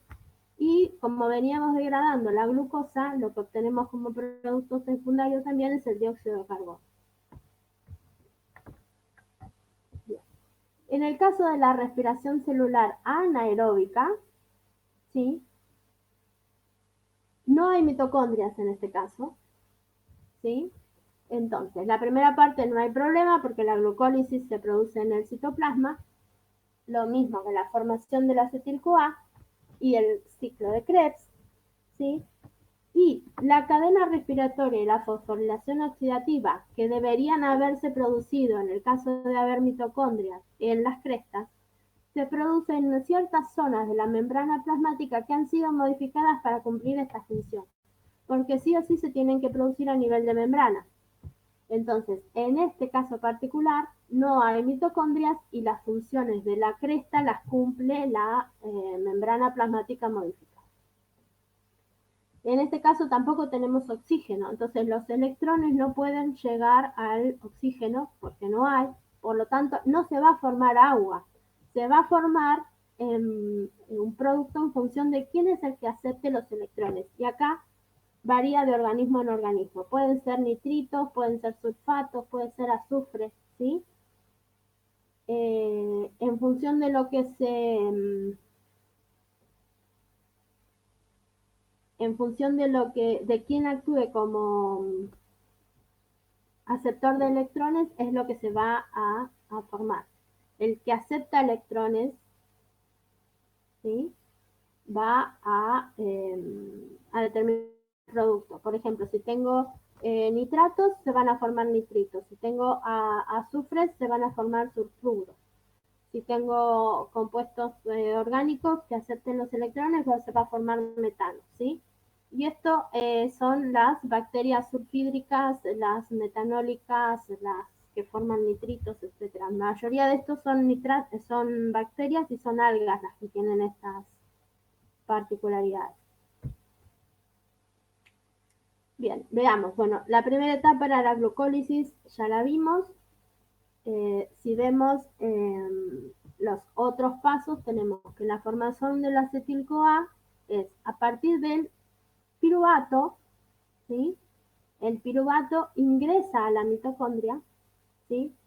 Y sufre lo que se llama la descarboxilación oxidativa, o sea, libera una molécula de dióxido de carbono debido a la ruptura de uno de sus enlaces carbono-carbono por una acción de una enzima que es la deshidrogenasa, la piruvato deshidrogenasa.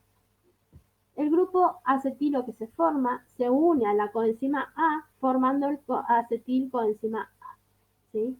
Ahí hay un error, eso que dice CO22 debería ser CO2, ¿sí? Se liberó la primera molécula de dióxido de carbono. Teníamos un piruvato de 3 carbonos, ahora el acetil-CoA que tiene 2 átomos de carbono. Todavía nos queda un enlace por romper, porque recuerden que la respiración celular era la degradación completa de la glucosa, ¿sí? Ese acetil-CoA que se formó es el sustrato de inicio del ciclo de Krebs o el ciclo de los ácidos carboxílicos, ¿sí? Como la palabra lo indica, esto es una reacción cíclica que nosotros al terminar el ciclo se forma de nuevo el compuesto inicial. La reacción de Krebs involucra varios pasos en los cuales se va a terminar de romper el último enlace carbono-carbono que quedaba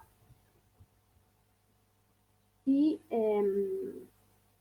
se van a generar varios compuestos intermediarios de alta energía. A ver. Bien, como les decía, esto es un ciclo. Nosotros tenemos que el acetil-CoA que se formó en el paso anterior a partir del piruvato ingresa, ¿sí? Reacciona con el citrato es transformado a isocitrato, ¿sí?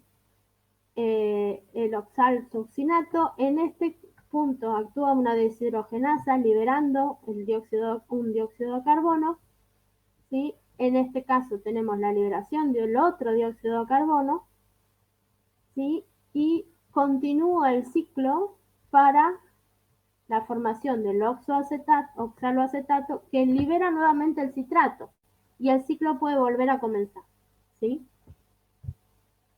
Acá hay que tener presente que una molécula de glucosa, ¿sí?, liberaba 2 piruvatos.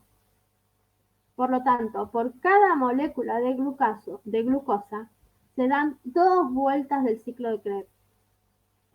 Porque primero ingresa uno de los piruvatos y después ingresa el otro piruvato. Entonces, el rendimiento energético del ciclo de Krebs siempre tiene que ser considerado por 2. Entonces, ahora veamos que ¿dónde tenemos rendimiento energético? Tenemos un NADH que se genera acá, un NADH que se genera acá, tenemos un GTP. El GTP es similar al ATP, solamente que en vez de tener adenosina, tiene guanina, que es otra de las bases nitrogenadas, no hay ningún problema, cumple la misma función, tiene los 3 enlaces fosfato que son los que almacenan la energía. Tenemos un FADH, que es otro de los compuestos intermediarios de óxido de reducción, y un NADH.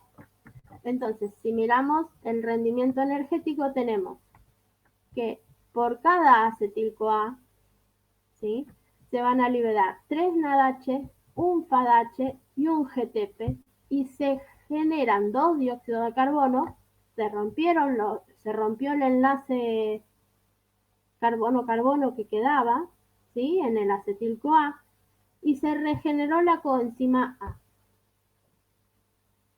¿Sí? Entonces, recuerden que habíamos dicho que por cada molécula de glucosa se generan 2 vueltas del ciclo de Krebs. Entonces tendríamos 2 acetil-CoA que generan 4 dióxido de carbono, 6 NADH, 2 FADH, 2 GTP. ¿Sí? Después vamos a ver el balance general de energía de cada uno de los puntos y ahí vamos a ir considerando. Pero recuerden que 6 carbonos tenía la glucosa, 3 carbonos tienen los piruvatos, entonces tengo 2 vueltas del ciclo de Krebs. Uno de los dióxidos de carbono se perdió en la formación del acetil-CoA, los otros 2 dióxidos de carbono se pierden en el ciclo de Krebs. Bien, hay varios puntos de regulación del ciclo de Krebs. Lo que a mí me interesa es que ustedes sepan que en función de las necesidades nutricionales puede haber diferentes puntos de regulación. Esos puntos de regulación actúan sobre las enzimas, son muy específicos y permiten una muy eficiente liberación de la energía en los casos de ser necesaria.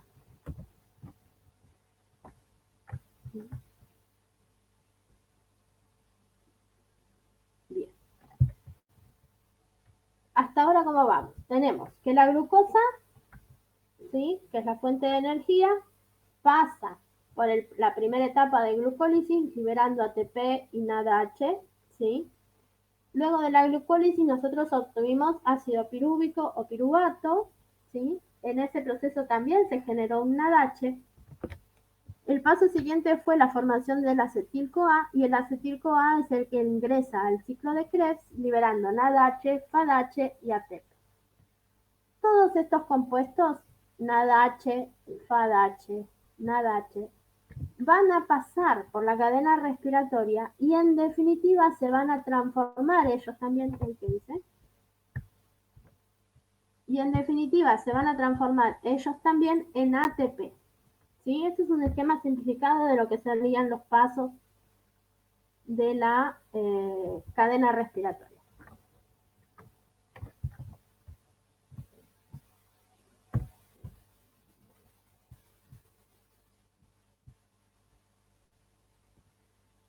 Los últimos 2 pasos, la cadena respiratoria y la fosforilación oxidativa, en realidad los explico juntos porque ocurren de manera simultánea y acoplada, ¿sí? En estos procesos que se producen a nivel de membrana en las células eucariotas aeróbicas, esto se produce en las crestas de la mitocondria y en las células anaeróbicas se produce en la membrana plasmática interna modificada, ¿sí? En este caso son todos fenómenos de oxidorreducción, donde hay la deslocalización de ciertos electrones que van a ir cambiando su posición a lo largo de los diferentes receptores sobre la membrana para llegar a lo que es el aceptor final de electrones. En el caso de la respiración aeróbica es el oxígeno. Ese proceso lo que hace es la fosforilación oxidativa del agua, ¿sí? Y eso acompaña un proceso de liberación de protones que activa una bomba, ¿sí? Esa bomba necesita el aporte energético y termina de transformar estos intermediarios de oxidorreducción en ATP. Es medio complejo, ¿sí? Yo les puse también un videito que está muy claro en el campus para que lo vean, eh, para que vean el proceso. La persona esta lo explica súper bien.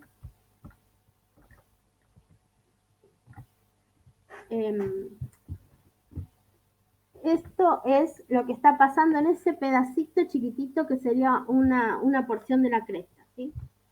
Nosotros tenemos que se formó NADH, se formó FAD y se formaron diferentes ATP en cada uno de los puntos anteriores de la degradación de la glucosa.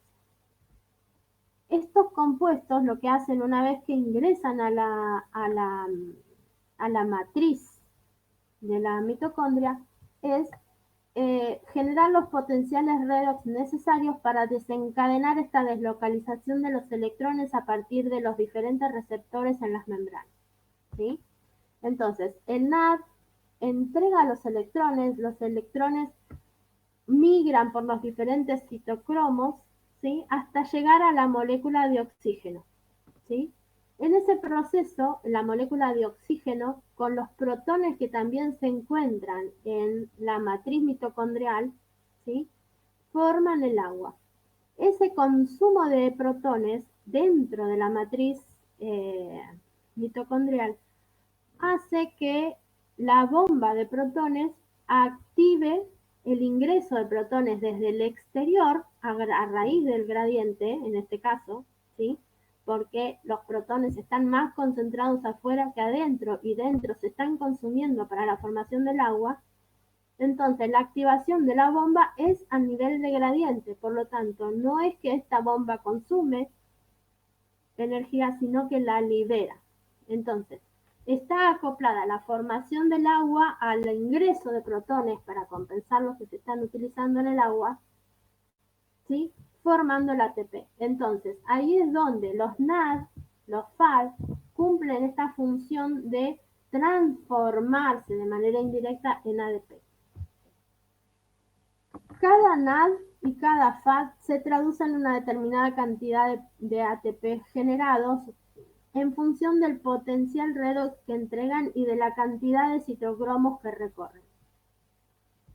Más allá de esos detalles, lo que nosotros después decimos es cuál es el rendimiento completo de todos estos pasos, ¿sí? A lo que llamamos reacción neta de la respiración celular. En este caso, nosotros, si la planteamos a partir de la glucosa, ¿sí? ¿Qué dijimos? 6 átomos de carbono se traducen en 2 piruvatos, ¿sí? Esos 2 piruvatos van a dar 2 vueltas al ciclo de Krebs, ¿sí?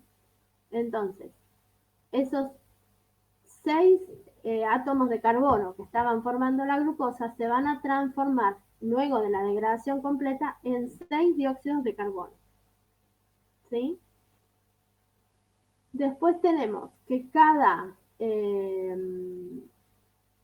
vuelta o cada dióxido de carbono que se libera genera también una molécula de agua, ¿sí?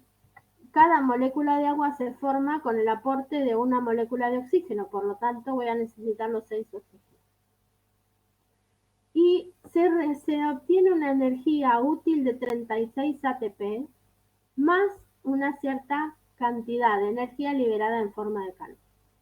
Vamos a hacer un desglose de esos 36 ATP. ¿Por qué tenemos 36 ATP. Tenemos que contar los dos de la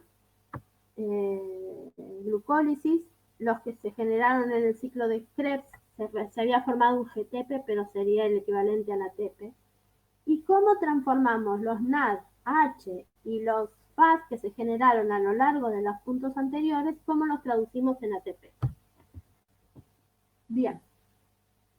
Acá nosotros tenemos que se generaron 2 ATP en la glucólisis y 2 en el ciclo de Krebs. Se genera un GTP en cada ciclo. Entonces, como tenemos 2 ciclos por cada glucosa, tenemos 2 ATP. Después tenemos que en la glucólisis se generaron 2 NADH, en la síntesis del acetil-CoA 2 NADH, se generaron 6 NADH y 2 FADH en el ciclo de Krebs. Cada NADH, ¿sí? Se traduce por 3 ATP y cada FADH por 2 ATP. Eso es porque el NADH recorre más citocromos y el FADH recorre menos citocromos, entonces el rendimiento energético del NAD es mayor que el rendimiento energético del FAD. Entonces cada vez que se produce un NAD, nosotros lo traducimos como 3 electrones. ¿Sí? Entonces, en la glucólisis teníamos 2 ATP y 2 NADH, por lo tanto tenemos 2 ATP y 2 por 3 serían 6 ATP. En el caso de la transformación del piruvato en acetil-CoA, se generaban 2 NADH, por lo tanto se traducen 6 ATP. En el ciclo de Krebs tenemos 2 ATP, 3 NADH, que serían 3 por 3 serían 9 NADH, pero como tenemos 2 veces el ciclo de Krebs, son 18 ATP, y tenemos un FADH que serían 2 ATP, pero como tenemos 2 ciclos son 4 ATP. A veces puede aparecer 38 y a veces aparece 36, ¿sí? En función de que algunos autores,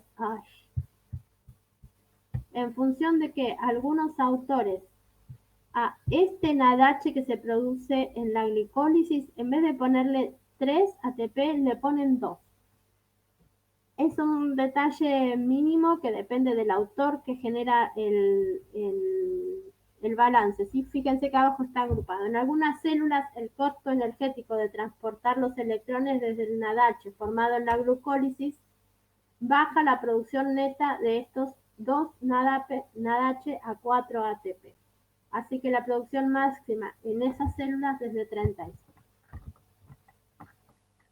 Lo que me importa que ustedes sepan es que para llegar al rendimiento total energético de la cadena de la respiración celular hay que considerar todas las etapas, todos los intermediarios energéticos, que no todos valen igual, que el ATP se considera como ATP, el NADH se transforma en 3 ATP y el FAD en 2 ATP. Bien. El organismo tiene una regulación muy selecta, muy eficiente, en función de si estamos en condición de ayuno, en condición de alimentación, qué tipo de alimentación es la que se está recibiendo, si es una dieta rica en hidratos de carbono, rica en lípidos, baja en hidratos de carbono, etcétera. Todo eso desencadena diferentes respuestas metabólicas y puede redirigir el piruvato a consumo energético o a almacenamiento, ¿sí? Todo esto suponiendo que hay un funcionamiento normal del metabolismo, porque puede haber cierto tipo de desórdenes metabólicos. Por ejemplo, la diabetes, no me quiero meter porque no tengo mucho conocimiento, pero en ciertos casos el metabolismo no está bien y hay deficiencias en esta utilización de los combustibles metabólicos, ¿sí?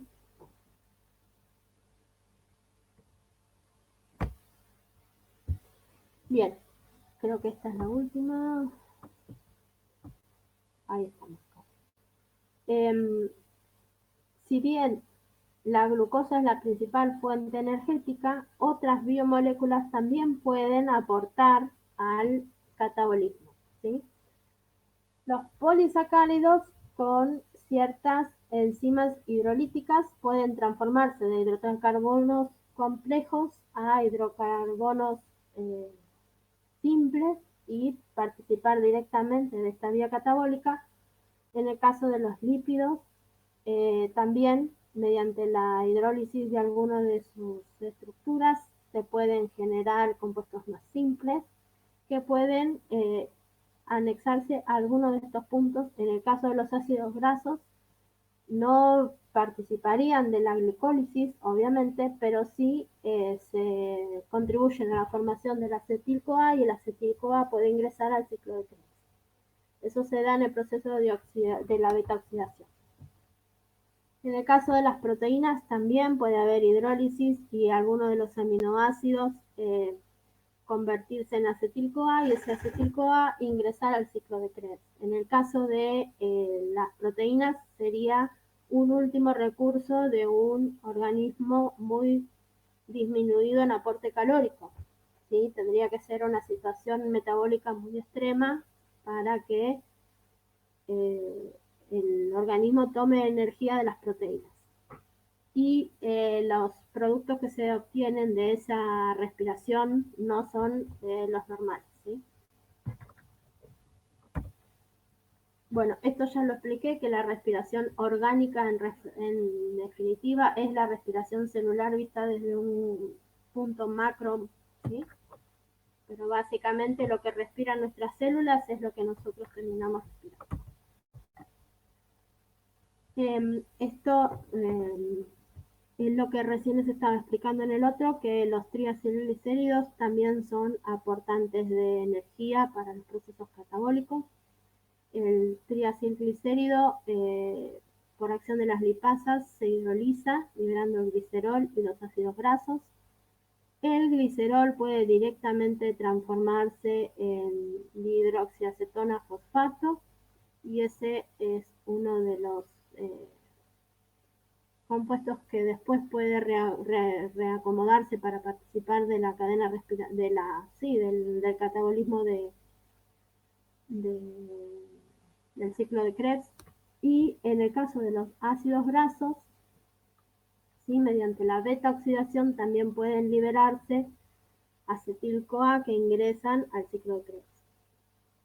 Muchas veces las dietas son ricas en triacilglicéridos, algunas dietas tienen entre un 30 y 40% de aporte de calorías debido al contenido en grasas. Y si bien los ácidos grasos tienen diferentes destinos, como son formar parte de las membranas, obtener hormonas, son mensajeros, también participan de la obtención de energía y muchas veces la energía excedente que se obtiene mediante la dieta, o sea, si el consumo calórico es alto, los triacilglicéridos en realidad son derivados al tejido adiposo, que es la reserva que tendría el metabolismo de energía, ¿sí? Se reserva, el organismo reserva energía en forma de tejido adiposo porque en menor volumen puede guardar mayor cantidad de energía porque no retiene agua el tejido adiposo, ¿sí? Bueno, el catabolismo de los triacilgliceroles es mediante la beta-oxidación de los ácidos grasos. La beta-oxidación es la primera etapa en donde se cortan las cadenas largas carbonadas de los ácidos grasos. Cada uno de esos cortes genera una molécula de acetil-CoA. Esa molécula de acetil-CoA después ingresa al ciclo de Krebs. Del ciclo de Krebs va hacia la cadena respiratoria y la fosforilación oxidativa.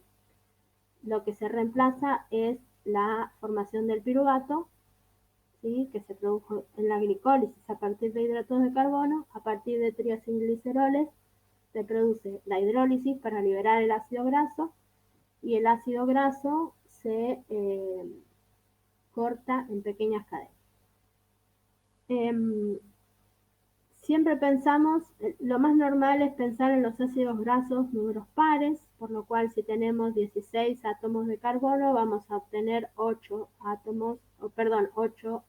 moléculas de acetil-CoA. Hay algunas modificaciones que se hacen para los ácidos grasos de cadena impares, ¿sí? Pero si pensamos en un ácido graso de cadena par, la beta oxidación lo que libera son pares, ¿sí?, de átomos de carbono, rompe varios enlaces, pero los van liberando de a dos, y cada uno de esos dos dióxido de carbono, en presencia de la coenzima A, forman el acetil-CoA e ingresan al ciclo de Krebs. El rendimiento energético de esto es mucho más alto que el de una molécula de glucosa, ¿sí? Porque cada uno de esos dos carbonos que en presencia de la coenzima A forman un acetil-CoA va a dar una vuelta del ciclo de Krebs. Y se acuerdan que cada vuelta del ciclo de Krebs obteníamos un ATP, 3 NADH y un PADH, ¿sí? Entonces, si del ácido palmítico, por ejemplo, tenemos 16 carbonos, obtenemos 8 acetil-CoA, ¿sí? En este proceso de la beta oxidación también obtenemos un FADH y un NADH por cada corte, ¿sí? Entonces, si tenemos 16 átomos de carbono, tenemos que obtener 8 acetil-CoA. Para eso hicimos 7 cortes de enlace, 7 rupturas de enlace. Entonces tenemos 8 acetil-CoA, 7 FADH y 7 NADH, ¿sí? Esos ya son 7 por 2, son 14 ATP, y 7 por 3 son 21 ATP. Tenemos 35 ATP que se generaron solamente de la ruptura del ácido palmítico a los 8 acetil-CoA. Y ahora, por cada acetil-CoA tenemos una vuelta del ciclo de Krebs. Por lo tanto, les dejo para tarea que hagan la cuenta, pero tenemos muchísimos más ATPs generados de del catabolismo de triacilglicéridos que de la glucosa, ¿sí? Así como había distintos destinos para el piruvato, tenemos distintos destinos para el acetil-CoA, ¿sí? Una vez que se generó acetil-CoA, podría seguir el camino de la respiración e ingresar al ciclo de Krebs para generar mayor cantidad de energía. También puede ser que sea derivado para la síntesis de colesterol, es un precursor de nuevos ácidos grasos y de cuerpos cetónicos. Estos cuerpos cetónicos son los que se desarrollan cuando hay una baja ingesta de hidratos de carbono o cuando hay algún desarrollo metabólico, como en los distintos casos de diabetes, ¿sí? Cuando produce se generan estas reacciones metabólicas, lo que nosotros tenemos es que el cuerpo entra en cetosis, ¿sí? Porque hay una formación excesiva de acetona, hidroxibutirato y acetoacetato, ¿sí? Y esto se deriva de la degradación de los lípidos, la excesiva degradación de los lípidos. Están muy de moda las dietas keto hoy en día, ¿sí? Bueno, lo que se hace con una dieta keto es restringir el ingreso de hidratos de carbono al organismo, por lo cual la glucólisis y la respiración están inhibidas, porque no hay glucosa, ¿sí? Tiene que ser muy extrema la limitación de la ingesta de hidratos de carbono para que este mecanismo se desencadene. Entonces el organismo necesita energía, lo busca de los lípidos, ¿sí? Entonces, en vez de formar piruvato y el piruvato transformarse en acetil-CoA, los ácidos grasos por la beta-oxidación se degradan, se forma acetil-CoA y el acetil-CoA es el que ingresa al ciclo de Krebs. El tema es que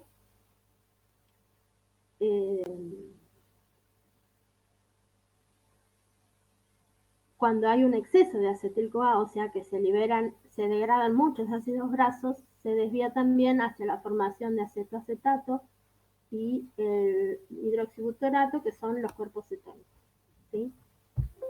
Estos compuestos generan un olor característico como aceite, a vinagre de manzana, ¿sí? Que es un indicativo justo de que el cuerpo está en cetosis.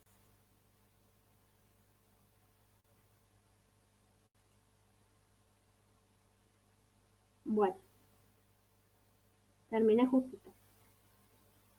La clase que viene vemos lo que es gluconeogénesis y fotosíntesis para ver lo que son las reacciones anabólicas y vemos metabolismo post cosecha. ¿Sí? Me tomo 5 minutitos para tomar un poco de agua, ir al baño y ustedes también si quieren y vemos el seminario de vitaminas y si tienen consultas de lo que tengan. ¿Sí? 5 minutitos.